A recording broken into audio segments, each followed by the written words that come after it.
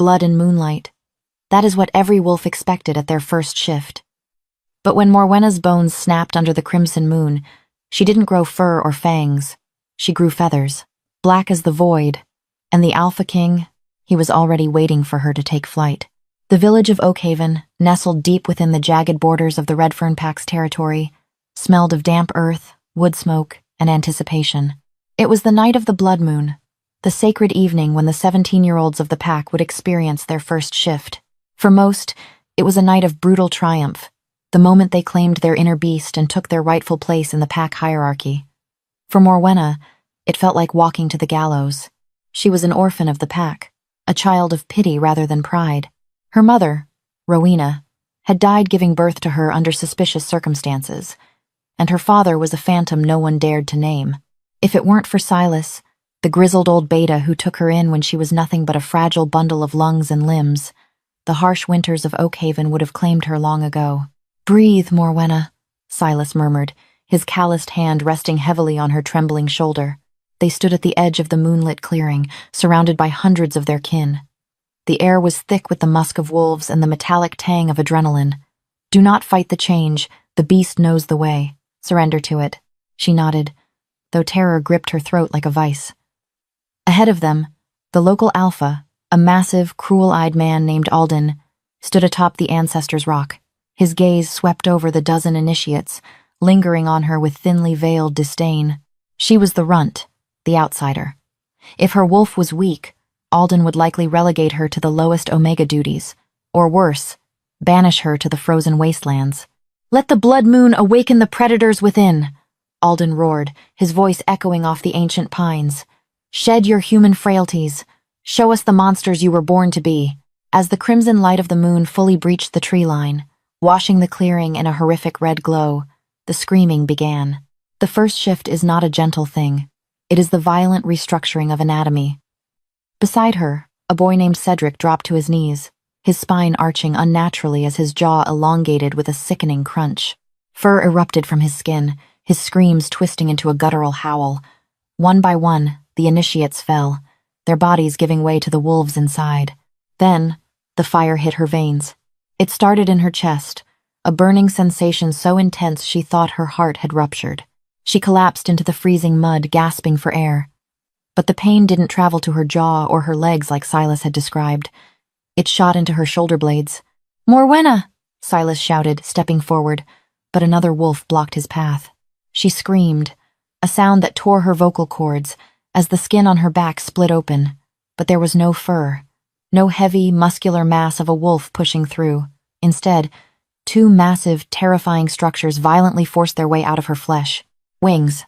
The cracking of her bones sounded like dry branches snapping in a tempest. Her hands did not turn to paws, her fingers fused and blackened, extending into wicked, razor-sharp talons. Her face stretched, not into a muzzle, but a hardened obsidian beak. The agonizing transformation finished in a sudden, breathless rush, leaving her not as a proud wolf, but as a monstrous, oversized black raven, her wingspan easily reaching 10 feet. The clearing fell into a dead, horrifying silence. The newly shifted wolves stopped their howling. Alden stared at her from the rock, his face pale with shock before twisting into absolute, unadulterated fury. "An abomination," Alden whispered, his voice slicing through the quiet. Then, he roared, "Kill the freak! Tear it apart!" Instinct took over. The massive wolves lunged at her, their jaws snapping where her neck had just been. She thrashed wildly, her massive wings beating against the earth, kicking up a storm of dirt and pine needles. The force of her wings sent two wolves tumbling backward. She didn't know how to fly, but terror is a magnificent teacher. She pushed off the ground with her talons, her wings catching the heavy night air. Just as Alden's jaws snapped shut on her tail feathers, tearing a cluster of them free in a spray of blood, she broke the tree line. She soared into the blood-red sky, leaving behind the only home she had ever known, the roars of the wolves fading into the wind. She was hunted. She was alone. And she was something the world had not seen in a millennia. She flew until the muscles in her wings screamed in agony, guided only by the desperate need to put distance between herself and the Redfern pack. The landscape below shifted from dense pine forests to jagged, unforgiving mountains, the Blackwood expanse.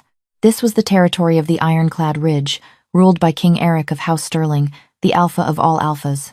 He was a warlord of terrifying repute, a king who had united the northern packs through blood and iron. Exhaustion finally overtook her as the sun began to bleed over the horizon. Her vision blurred, and the steady rhythm of her wings faltered. She spiraled downward, crashing violently through the canopy of a dead oak tree and slamming into the hard, frost-covered earth. The impact knocked the breath from her lungs and shattered her concentration. The magic of the shift broke. In a rush of sickening pain, the feathers retracted, the beak softened, and her bones snapped back into their human configuration. She lay naked, shivering and bruised in the snow, curling into a tight ball as darkness claimed her consciousness. She awoke to the harsh heat of a roaring fire and the rough texture of a wool blanket. She was lying on a massive pelt in a stone room that smelled of cedar, smoke, and an overpowering, intoxicating scent of pine and dark spices, the scent of a dominant alpha. So, the rumors of the Redfern's winged freak were true. She shot up, clutching the blanket to her chest. Sitting in a high-backed leather chair near the hearth was a man who looked carved from the very mountains outside. King Eric. He was broad-shouldered and dangerously still, with pitch-black hair and eyes the color of a winter storm. A jagged silver scar slashed across his jawline, a testament to his brutal rise to power. I am no freak, she rasped, her throat raw. No, Eric agreed softly, his storm-gray eyes locked onto hers with an intensity that made her pulse hammer. You are not. You are a ghost brought to life. Tell me, girl, do you know what you are? She shook her head, shrinking back. My name is Morwenna. I am a wolf of the Redfern pack. I don't know what happened to me. Eric stood, his sheer size suffocating the large room. He moved with a predatory grace, stepping closer until he towered over her. He reached out, his large, calloused fingers gently brushing a stray lock of hair from her trembling face.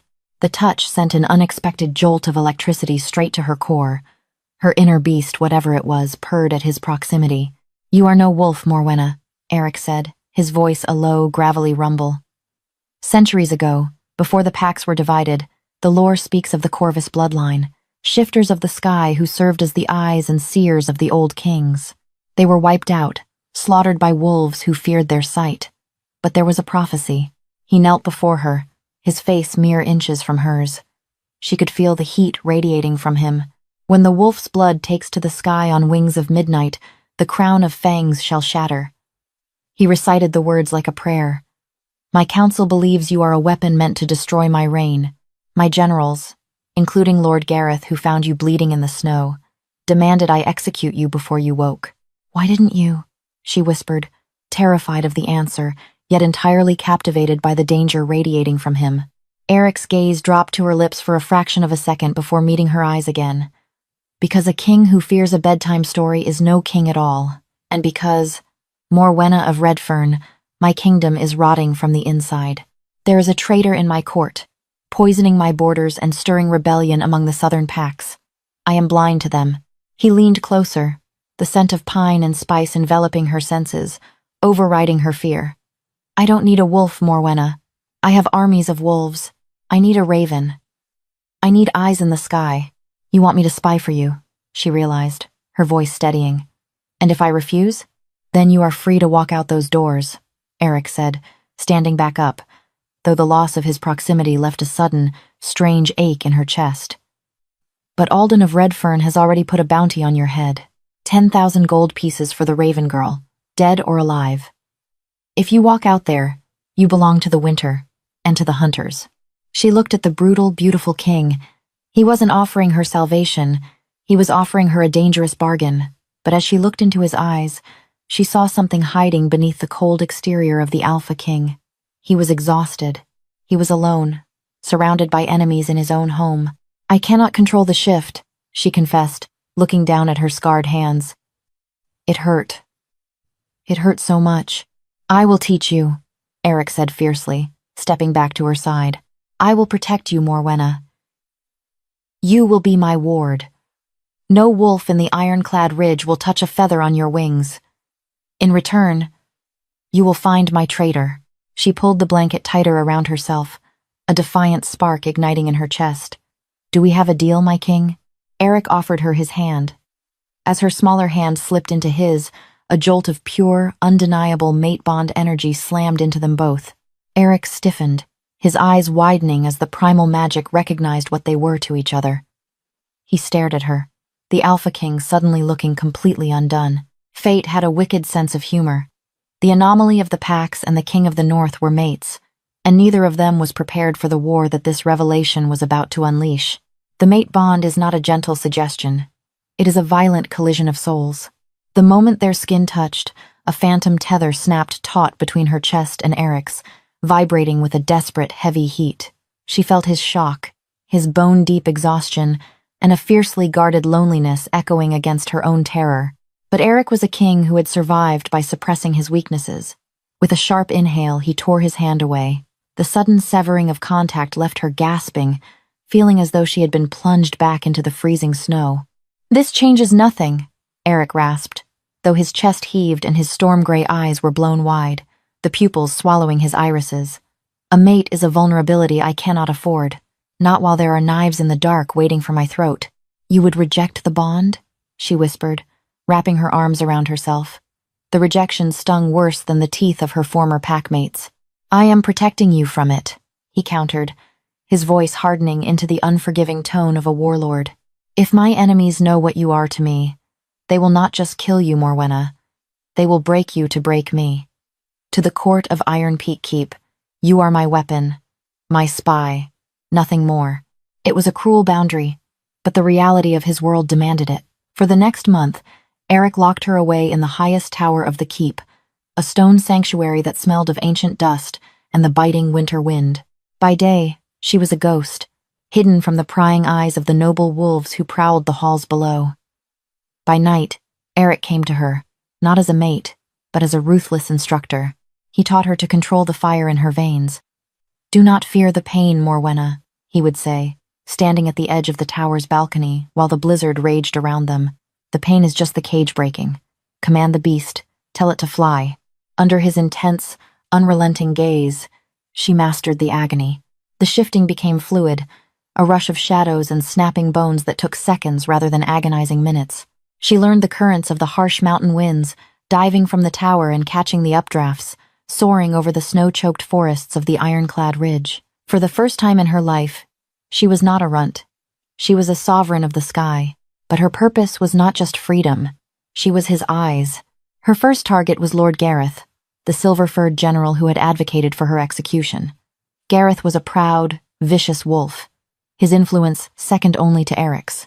As a raven, she perched on the frozen gargoyles outside the keep's grand war room, her obsidian eyes piercing through the frosted stained glass, her sharp hearing picking up the lowest of whispers.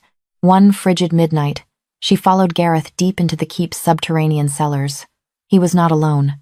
Meeting him in the damp, flickering torchlight was Lady Vivienne, a high-ranking noblewoman whose desperate infatuation with Eric was common knowledge, and to her absolute horror, Alpha Alden of the Red Fern Pack. Her talons dug into the wooden beams of the cellar ceiling as she listened from the shadows. "The king grows weaker," Lady Vivienne purred, handing Alden a heavy leather pouch that clinked with gold. "The wolfsbane I have been slipping into his evening wine is doing its work. His alpha aura is fading. The pack senses his vulnerability. It is not enough that he weakens," Alden sneered, his cruel eyes gleaming. "The northern packs are fiercely loyal to his bloodline. We need a catalyst to overthrow him legally. The girl, the winged freak. Have you found her?" "Eric keeps her heavily guarded in the high tower," Gareth rumbled, crossing his massive arms, "but it plays perfectly into our hands. The prophecy states, when the wolf's blood takes to the sky on wings of midnight, the crown of fangs shall shatter. We will expose Eric for harboring an abomination at the winter solstice banquet. We will convince the alphas that Eric is the one bringing the prophecy's doom upon us. We will demand he surrender the ancestral crown of fangs to me, or face a united rebellion." Her heart hammered against her feathered breast. The crown of fangs was the ancient, bone-carved headpiece worn by the first Alpha King. It was the physical manifestation of the throne's absolute power. Gareth didn't just want Eric dead. He wanted the crown, and he was using her and her unnatural shift as the excuse to take it. She waited until they dispersed, silently slipping out through a ventilation grate. She flew back to the high tower, shifting into her human form as she tumbled onto the stone floor. Eric was waiting for her, pacing like a caged predator. "They are poisoning you," she gasped, ignoring her nakedness as she scrambled to her feet, grabbing a velvet robe. "Vivienne! She's dosing your wine with wolfsbane. Gareth and Alden are allied. They plan to ambush you at the solstice banquet tomorrow night." Eric stopped. The revelation hit him, but rather than shock, a cold, terrifying calm washed over his features. The pieces of his failing strength finally made sense. "Wolfsbane," he whispered, staring at his hands. "No wonder my beast has felt sedated, buried." He looked up at her, the storm in his eyes darkening into something lethal. "You have done well, my raven. Eric, you have to execute them now," she pleaded, stepping closer. "Before the alphas arrive for the solstice. If they publicly demand the crown—" "No," Eric interrupted, closing the distance between them. Without thinking, he reached out, his hands cupping her face. The mate bond surged, a tidal wave of golden heat that pushed back the chill of the tower room. She gasped, leaning into his touch, feeling the thrum of his heartbeat against her palms. "If I execute them in secret, I am a tyrant murdering my own counsel," Eric murmured, his forehead resting against hers. The scent of pine and dark spice washed over her. "I must let them spring their trap.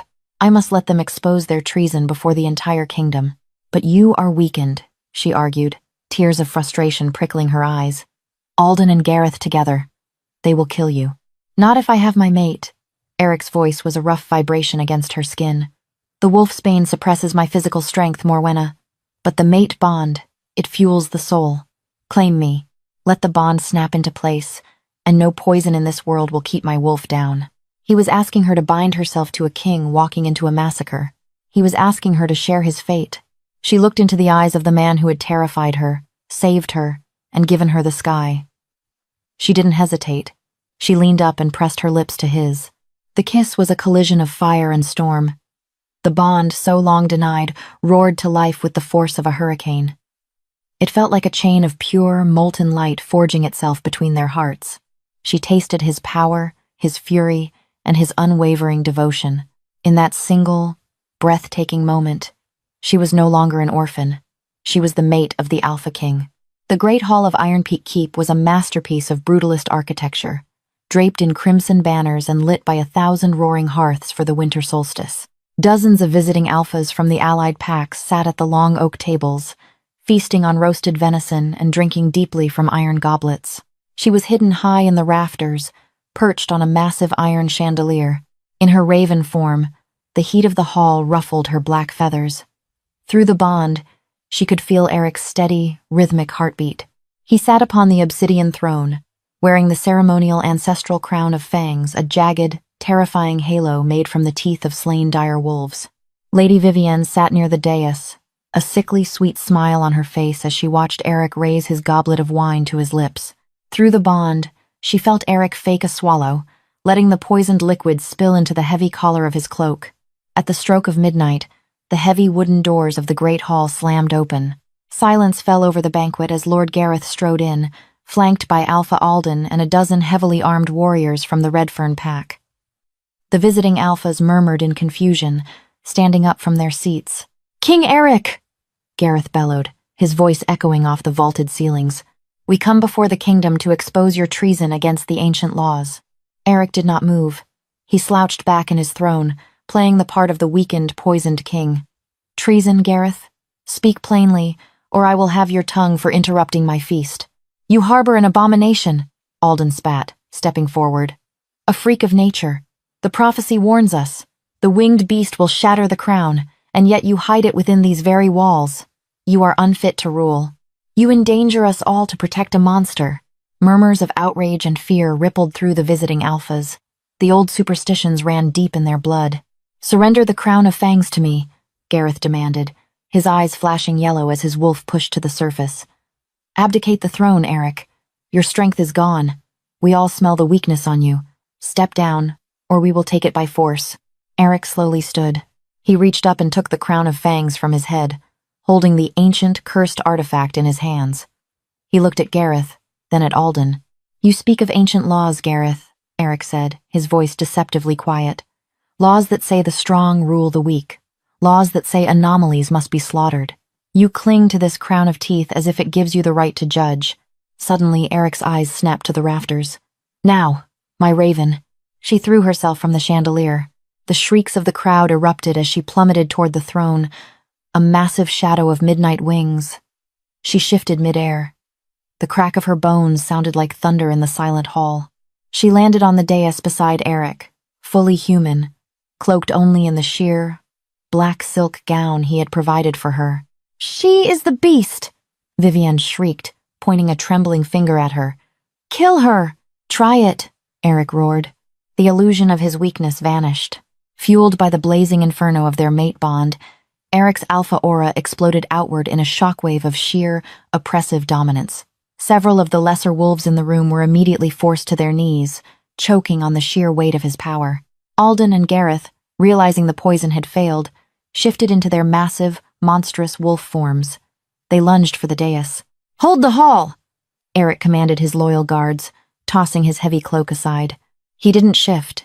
He didn't need to. He met Gareth's leaping form in midair, catching the massive silver wolf by the throat with his bare hands and slamming him into the stone floor with bone-shattering force. Alden flanked him, his jaws snapping for Eric's leg. Instinct took over. She didn't need to fully shift. She called upon the magic, letting only her arms elongate, bursting into massive obsidian wings. She swept her right wing forward like a scythe, the hardened talons at the joint slashing across Alden's snout. The Redfern Alpha yelped, thrown off balance by the blow. Eric seized the opening. With a brutal twist, he snapped Gareth's neck, dropping the traitorous general's lifeless body to the floor. Then, turning his wrath on Alden, Eric drew the heavy broadsword from his hip and drove it straight through the Redfern Alpha's chest, pinning him to the stone. The hall fell into a deathly, horrified silence. The rebellion was crushed in less than a minute. Eric stood amidst the carnage, chest heaving, his sword dripping with traitorous blood. He walked over to where he had dropped the ancestral crown of fangs. He picked it up, looking at the bloody teeth of his ancestors. "The prophecy," Eric said, his voice carrying to every corner of the frozen hall, was misunderstood by cowards. He looked at her, a profound, overwhelming love shining in his storm-gray eyes. Then, Eric raised the crown of fangs high above his head and smashed it down onto the stone dais. The ancient bone shattered into 1,000 pieces, scattering across the floor. Gasps echoed through the room. "The crown of fangs is gone," Eric declared. "The old ways of blind slaughter and treacherous ambition die tonight. Morwenna of the Corvus bloodline is no abomination. She is my equal, she is my mate, and she is your queen." He extended his bloodied hand to her. She folded her wings away, letting the shift recede until she was just Morwenna again. She stepped over the shattered pieces of the ancient crown and took his hand. As their fingers intertwined, the golden light of their bond flared visible for just a fraction of a second, washing over the hall. One by one, the visiting alphas dropped to their knees, bowing not just to the King of the North, but to the raven who had broken the cage of their ancient history. The prophecy spoke true, but the wolves misunderstood its meaning. The crown of fangs did not belong to the rightful king. It represented the brutal, ancient laws that bound their kind in fear. By taking to the sky, they shattered those chains forever. She was Morwenna, the Raven Queen of the ironclad ridge, and beside her Alpha King, they ruled not with terror, but with a terrifying, unyielding freedom.